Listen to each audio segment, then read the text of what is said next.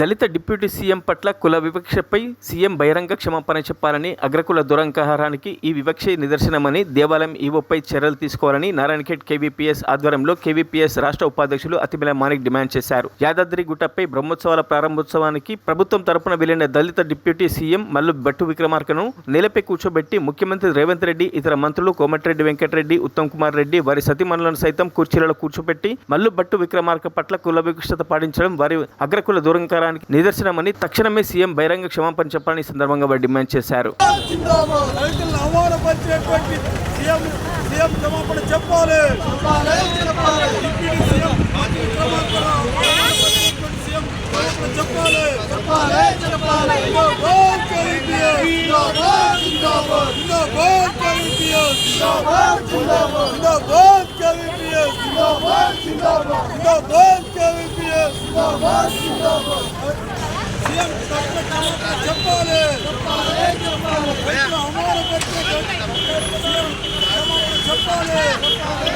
మరిన్ని అప్డేట్స్ కోసం మా ఛానల్ని సబ్స్క్రైబ్ చేయండి.